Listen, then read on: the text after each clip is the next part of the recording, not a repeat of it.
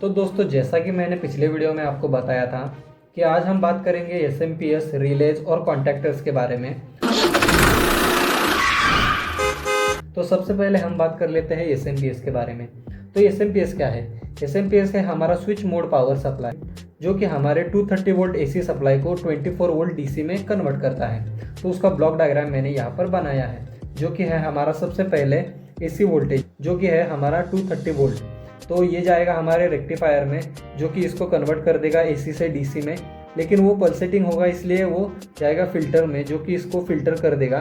फिर वो जाएगा हमारे स्विचिंग डिवाइस में, जिसके अंदर एक स्विच होता है जो बार बार ऐसे स्विच ऑन ऑफ होता रहता है। जिसके बाद हमारा वो सप्लाई यहाँ पे आएगा रेक्टिफायर में, जिसके अंदर एक फ़िल्टर भी है। जिसके बाद हमें प्योर डीसी मिल जाएगा 24 वोल्ट का। और ये यहाँ पर हमने पल्स विड्थ मॉड्यूलेटर भी लगाया है, जो कि हमारा फीडबैक लूप की तरह यूज़ होता है।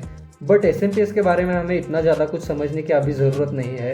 बस आप इतना याद रखो कि ये हमारे 230 वोल्ट एसी को 24 वोल्ट डीसी में कन्वर्ट करता है।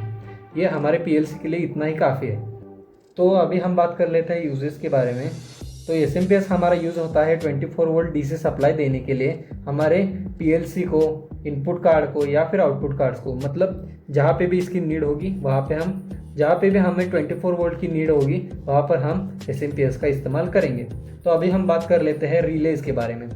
तो रिलेज आर इलेक्ट्रोमैग्नेटिक स्विचेस, जिसको हम यूज़ करेंगे आइसोलेशन पर्पज़ के लिए। मतलब दो सर्किट्स को एक दूसरे से अलग करने के लिए हम यूज़ करते हैं रिलेज का। तो यहाँ पर रिले के अंदर हमारे मेन दो पार्ट्स होते हैं, जो कि है हमारे कंट्रोलिंग कॉइल्स और कंट्रोलिंग कॉन्टैक्ट। तो अभी कंट्रोलिंग कॉइल्स जो मोस्टली हमारे ऑपरेट होते हैं डीसी के ऊपर, कंट्रोलिंग कॉइल्स जो हमारे मोस्टली डीसी वोल्टेज के ऊपर यानी कि 24 वोल्ट डीसी पे ऑपरेट करते हैं, और कंट्रोलिंग कॉन्टैक्ट जो कि हमारे नॉर्मली ओपन और नॉर्मली क्लोज होते हैं, जो कि आप अभी वीडियो में देखोगे। तो ये है हमारे रिले का इंटरनल स्ट्रक्चर, जिसके अंदर ये आप देख सकते हो यहाँ पर है एक पोल, और ये यहाँ पर क्लोज सर्किट, और यहाँ पर ये है ओपन सर्किट। ये है हमारा कंट्रोलिंग कॉइल। तो इसको हम यहाँ पर देंगे 24 वोल्ट डीसी सप्लाई। तो जब हम इस कॉइल को इलेक्ट्रिक सप्लाई देंगे तो ये हमारा कॉइल बन जाएगा एक इलेक्ट्रोमैग्नेट, जो कि इस सप्लाई को यहाँ से कट कर देगा और यहाँ पर जोड़ देगा। तो उसके बाद हमारा ये जो पोल है वो इस ओपन वाले सर्किट के साथ जुड़ जाएगा। इसके बाद हमारा ये सर्किट क्लोज हो जाएगा और इसको ऐसे सप्लाई जाएगा। तो अभी हम बात कर लेते हैं रिले के यूजेस के बारे में। तो रिले हमारा ऑपरेट होता है 24 वोल्ट डीसी सप्लाई पे, जो कि कंट्रोल करता है हमारे 230 वोल्ट एसी सप्लाई सिग्नल्स को। तो अभी हम बात कर लेते हैं types of relay according to pole and throw combination, जिसमें आते हैं हमारे 5 टाइप। और उसमें से पहला आता है हमारा सिंगल पोल सिंगल थ्रू, जिसमें होते हैं हमारे 4 टर्मिनल। फिर आता है हमारा सिंगल पोल डबल थ्रू, जिसमें होते हैं 5 टर्मिनल। फिर आता है हमारा डबल पोल सिंगल थ्रू, जिसमें आते हैं हमारे 6 टर्मिनल। फिर आता है हमारा डबल पोल डबल थ्रू, जिसमें आते हैं 8 टर्मिनल। और फिर आता है ट्रिपल पोल डबल थ्रू, जिसमें हमारे होते हैं 11 टर्मिनल्स। तो अभी एक एक करके इनके ऊपर बात करते हैं। मोस्टली हम यूज़ करते हैं सिंगल पोल डबल थ्रू या फिर डबल पोल डबल थ्रू का। तो अभी हम इनके ऊपर बात करते हैं, लेकिन उससे पहले हम बात कर लेते हैं पोल्स और थ्रू के बारे में। तो ये है हमारा पोल, और ये जो आउटपुट में आ रहा है ये हमारे है थ्रू। तो ये है हमारा सिंगल पोल डबल थ्रू, ये है हमारा सिंगल पोल, और ये है हमारे डबल थ्रू, मतलब 2 थ्रू। तो ये हमारा हो गया सिंगल पोल डबल थ्रू।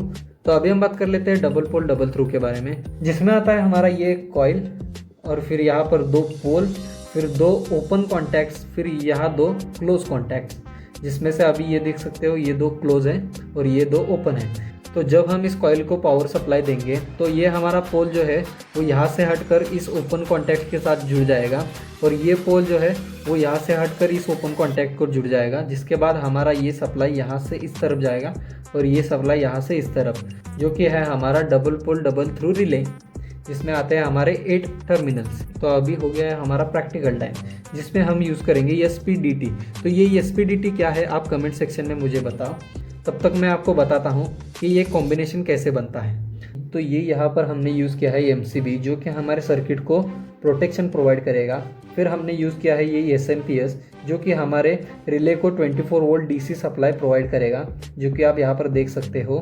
और ये यहाँ पर हमने सबसे पहले एमसीबी से कनेक्ट किया हमारे एसएमपीएस को, फिर एसएमपीएस से हमने हमारे कॉइल को सप्लाई दे दिया है, जो कि पॉजिटिव यहाँ से और यहाँ से ये निगेटिव। और ये यहाँ पर हमने एक पुश बटन यूज़ किया है ताकि शुरुआत में हम उसको ऑफ रख सके, हमारे कॉइल को ऑफ रख सके। और यहाँ पर हमने यूज़ किया है single pole double throw relay, जिसका पोल यहाँ पर हमने कनेक्ट कर दिया है एमसीबी के साथ। और ये जो यहाँ पर हमने 2 थ्रू है हमारे, ये जो हमारे 2 थ्रू है वो हमने कनेक्ट कर दिए हमारे न्यूट्रल के साथ।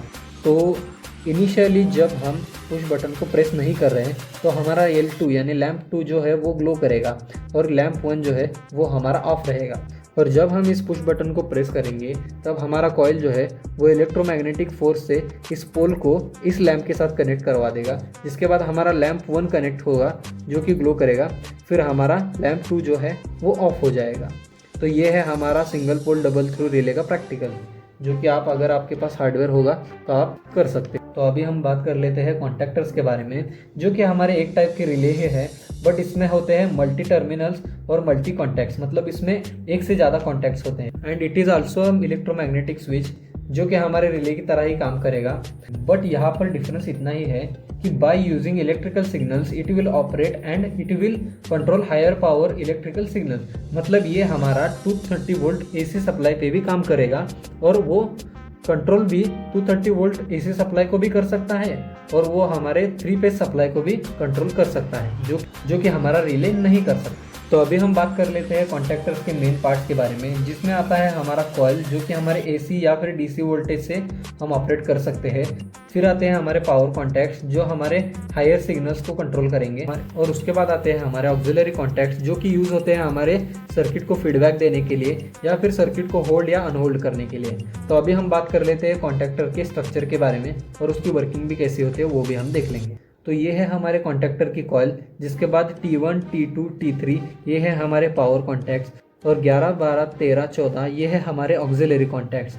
तो ये है हमारे सारे कॉन्टैक्टर के पार्ट्स। तो कॉन्टैक्टर की वर्किंग भी सेम हमारे रिले की तरह ही होते हैं, जिसमें हमारा कॉइल जब एनर्जाइज होगा तो ये जो हमारे कॉन्टैक्ट्स है L1 T1 के साथ कनेक्ट हो जाएगा, L2 T2 के साथ कनेक्ट हो जाएगा, L3 T3 के साथ कनेक्ट हो जाएगा, और ये 13 नंबर का ऑक्सिलरी कॉन्टैक्ट हमारे 14 नंबर के ऑक्सिलरी कॉन्टैक्ट के साथ कनेक्ट हो जाएगा, जब भी हमारा ये कॉइल जो है वो इलेक्ट्रोमैग्नेट में कन्वर्ट होगा। तो जब भी हम इसकी सप्लाई कट करेंगे तो हमारा ये जो कॉन्टैक्टर है वो रेस्ट कंडीशन में आ जाएगा और ये जो हमारा सप्लाई है वो ब्रेक हो जाएगा। तो अभी हम इसके प्रैक्टिकल यूज़ के बारे में बात करेंगे। तो अभी हमने यूज़ किया है यहाँ पर एक MCB, जो कि हमारे सर्किट को प्रोटेक्शन प्रोवाइड करेगा, और यहाँ पर MCB को डायरेक्टली कनेक्ट कर दिया है हमारे कॉन्टैक्टर के कॉइल के साथ, जो कि है हमारा A1 और A2। फिर हमने यहाँ पर लिया है एक और पॉजिटिव सप्लाई, जो कि हमारे L1, L2, L3 और हमारे ऑक्सिलरी कॉन्टैक्ट के साथ शॉर्ट किया हुआ है, जिसके बाद हमारा जो दूसरा ऑक्सिलरी कॉन्टैक्ट फिर T3, T2 और ये जो T1 है वो हमने कनेक्ट कर दिया है हमारे A2 के साथ, जो कि हमारे यहाँ पर निगेटिव के साथ कनेक्टेड है। और यहाँ पर बीच में हमने एक लैंप भी लगा दिया है।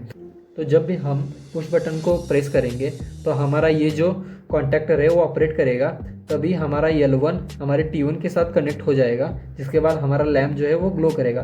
फिर जब हम इस पुश बटन को रिलीज़ करेंगे तो हमारा कॉइल जो है वो डी एनर्जाइज या फिर डीमैग्नेटाइज हो जाएगा, जिसके बाद हमारा T1 और L1 का कनेक्शन फिर से ब्रेक हो जाएगा और ये जो लैंप है वो ग्लो करना बंद कर देगा।